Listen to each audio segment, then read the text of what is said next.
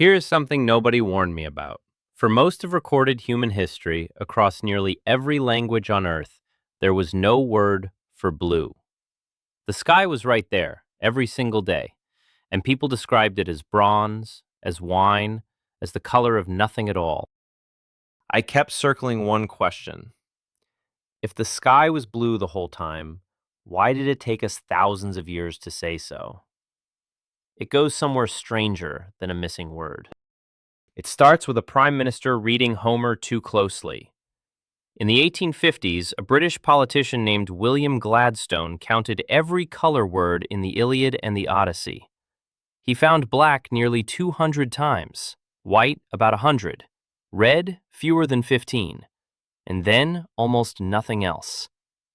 The sea is wine dark, oinops, the color of wine. Honey is green. Sheep are violet. Iron is violet. The sky, that enormous, obvious dome, is never once called blue across roughly 28,000 lines. Gladstone assumed the ancient Greeks were colorblind, a whole civilization with broken eyes. He was wrong about the eyes, but he had found a real hole. A poet describes the same sea 50 times and never once reaches for the word you would reach for first.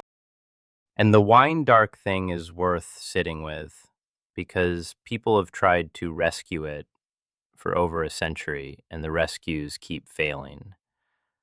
Some said maybe the wine was nearly black, so wine dark just meant deep. But Homer also calls oxen wine dark, and oxen are not the color of wine. Others said the Greeks lacked good blue dye, so the word atrophied. But that confuses the dye pot with the sky. The simplest reading is the one that unsettles people. He was not being poetic. He was reaching for the closest word he had, for a dark, shifting, gleaming surface. And the word he had was the color of the thing he drank. He looked at the sea his whole life and described it by its mood and its shine, never by the one quality you would name first. The hole in the poem is a window into a mind that sorted the visible world along lines we no longer use. You could explain away one poet, so a man checked the rest of the world. A philologist named Lazarus Geiger picked up Gladstone's thread in the 1860s and looked everywhere he could reach. Ancient Icelandic sagas, the Hindu Vedic hymns which obsess over the dawn for page after page and never once call the sky blue, the Quran, Old Chinese, the original Hebrew of the Bible. Same absence again and again on opposite sides of a planet that had no airplanes, no telephones, no way to compare notes. People who shared nothing, no contact, no common ancestor close enough to matter, and every one of them described a sky without blue in it. When something is missing from one story, that is an accident. When it is missing from all of them, that is telling you something about how a mind gets built. Geiger noticed something even odder. The skies were not just unnamed, they were the wrong colors. In the oldest Sanskrit, the heavens are dark or golden or the color of iron. The Vedic poets sang to the dawn for hundreds of verses and reached for fire, for gold, for the flush of a young face, never for the cool word we would use without thinking. And it is not that they never looked up. These were stargazers, calendar keepers, people who lived under that sky with nothing between them and it. They watched it more carefully than most of us ever will. They simply did not sort it the way we do. The color we cannot stop seeing was not yet a color you could pull out of the rest. They had the sky, they did not have the seam. And the order the colors arrive in is the strangest part. In 1969, two researchers, Brent Berlin and Paul Kay, mapped how languages gain their color words across 98 different tongues, and it turns out to be almost a recipe. First, a language splits the world into dark and light. That is the floor. Then, always next, comes red. Always red. There is no known language that has a word for blue, but no word for red. After red comes yellow or green, in either order. And blue shows up dead last, if it shows up at all. Nobody planned this. It happened independently in cultures that never met, the same sequence, like water finding the same path down a hill. Red first because it is blood, fire, the ripe fruit, the warning, the wound. Blue last because, for most of human life, almost nothing you could pick up and hold in your hand was blue. People push back on Berlin and K. Hard.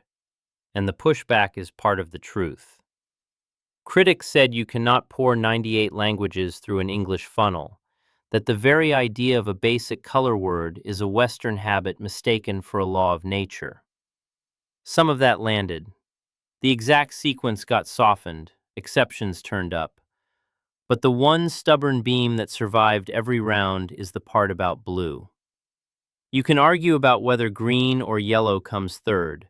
You almost never find a language that built a clean, everyday word for blue while skipping over red and green to get there. Across all the disagreement, the world seems to have agreed, without ever discussing it, to name blue last. And that turns out to be the whole secret. There is barely any blue to point at. Sit in the world of an ancient person for a second. Brown earth, green plants, gray stone, red blood, red clay, red rust, yellow sun. Blue is shockingly rare in the natural world. Almost no animals are truly blue, and the ones that look blue, a jay's feather, a butterfly's wing, are not pigmented blue at all. There is no blue paint in a blue jay. The color comes from microscopic structures that scatter light, which is why a crushed blue feather turns dull brown. Almost no plants are blue either, and most of the few are quietly violet if you look hard. Blue is not a thing the world keeps handing you. It is a thing the world withholds. Even the sky is cheating, and that is the part that bends my head. There is no blue up there to find. Sunlight hits the air, and the shorter wavelengths, the blue ones, scatter in every direction off the molecules of nitrogen and oxygen, so the whole dome lights up with the color that bounced the most. Rayleigh scattering, named for a physicist in the 1870s, the same era these men were counting Homer's colors, none of them comparing notes. So the most obvious blue an ancient person ever saw, the sky and the sea both, was never a thing at all. It was light behaving. You cannot pick it up. You cannot dye a cloth with it. The biggest blue in the world was a color with nothing behind it, and a mind that builds its words from things you can hold had nowhere to hang it. There is one place that proves the rule by breaking it: Egypt. The Egyptians wanted blue so badly that around 2500 BC, they became the first people on Earth to manufacture it from scratch. They ground sand and copper and natron and lime and fired it at nearly 900 degrees, a process so finicky it was lost for over 1,000 years after the empire fell and only decoded again in modern times. We do not even have their name for it. We just call it Egyptian blue. It coded the gods, the crowns, the ceilings of tombs meant to last forever. And the pigment does something nobody knew for thousands of years. Under the right light, it glows in the infrared, long after the colors around it have faded to nothing. Conservators today shine special cameras at blank-looking Egyptian walls and watch hidden patterns light up where the blue used to be. The Egyptians could make the color. They still did not develop an everyday word for it the way they had for red and green. They worshipped the color before they could quite say it. And the thing they made outlasted the language that almost held it, glowing in the dark for 4,000 years waiting for the right kind of light.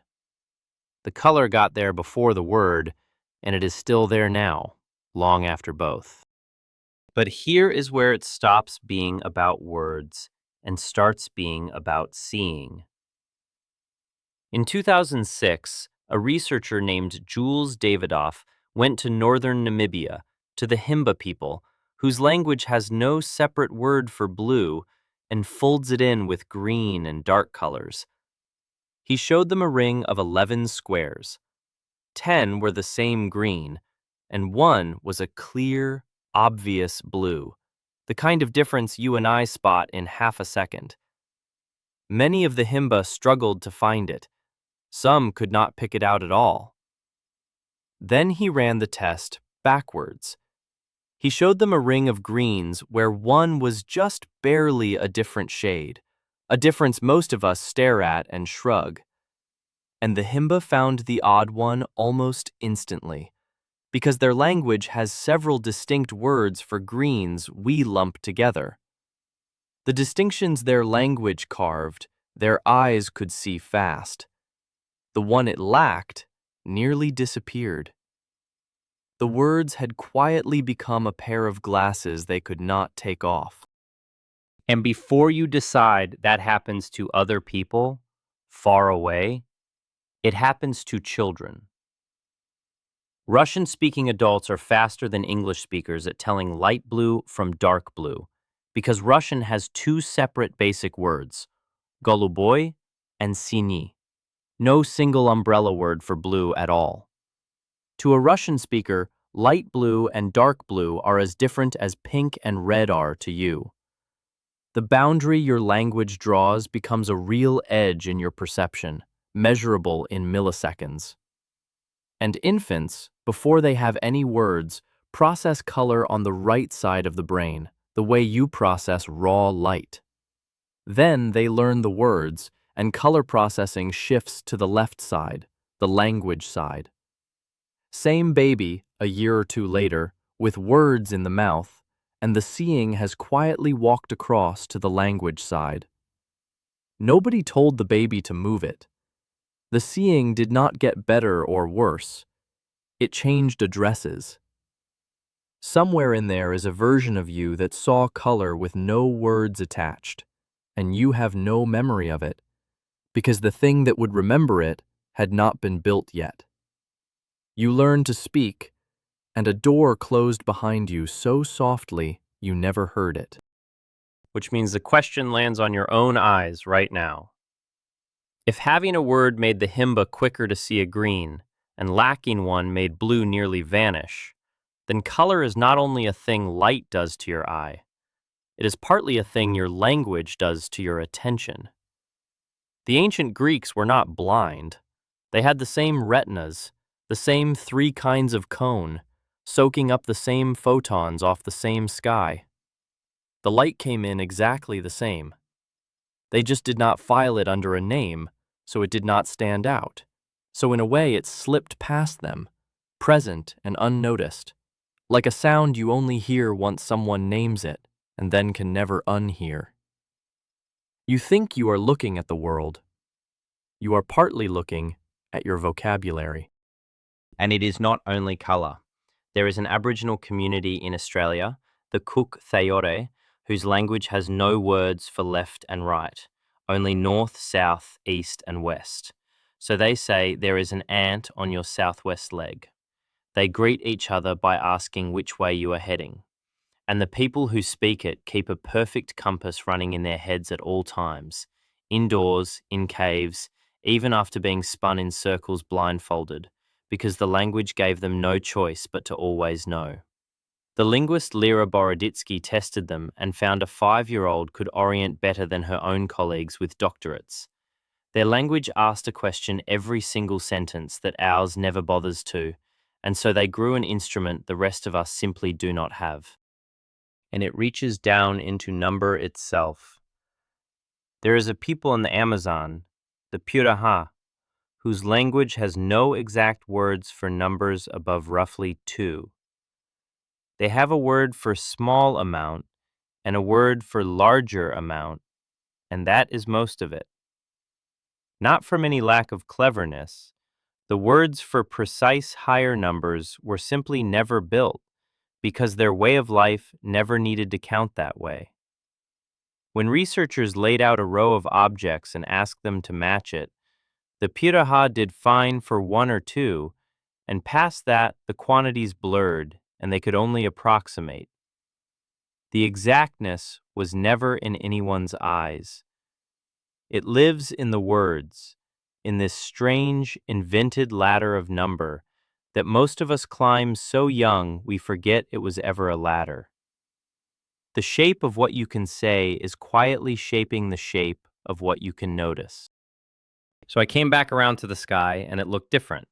We did not discover blue. We invented the word for it, slowly, painfully, last of all, and only then did the color come fully into focus, like a face resolving out of static. The English word blue comes wandering in through Old French and Old German, originally tangled up with words for pale and for the bruised color of skin, only settling into the open sky relatively late. Somewhere in the long human past, there was a first person who needed to point at that one specific color and reached for a word that did not exist yet, and made one, or stretched an old one until it fit. And the sky, which had hung there unnamed over every ancestor who ever lived, finally had a place to land in a human mind.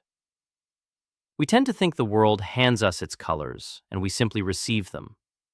It is closer to the truth to say we are still, slowly, deciding what we are allowed to see. And that leaves one thought I cannot put down. If blue hid in plain sight for 10,000 years, simply because no one had handed us the word, then what is doing that right now? What is sitting in front of every one of us, obvious, daily, soaking our eyes with light, and going completely unseen because the language to catch it has not been invented yet? There is no way to know. That is the unsettling part. You cannot search for a thing you have no name to search with.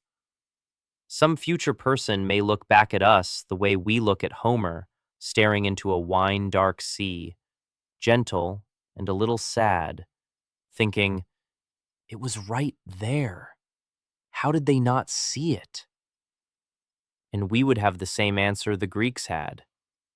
We had the eyes. We just did not have the word yet. So the next clear day, look up. That blue feels like the most obvious fact in the world, the easiest thing there is to see. But 1,000 generations of people looked at that exact same sky and could not find it, because no one had handed them the word. You are not just seeing the sky. You are seeing the part of it your language finally gave you permission to. And nobody can tell you what you are still missing for lack of a name. Anyway, that is where I want to leave it tonight, looking up at a color we had to grow into. Thank you for staying through to the quiet part, the part past the fun fact where it gets a little strange. If you want to sit with the next one when it shows up, the subscribe button is right there. Just a guy, just thinking. I'll see you in the next one.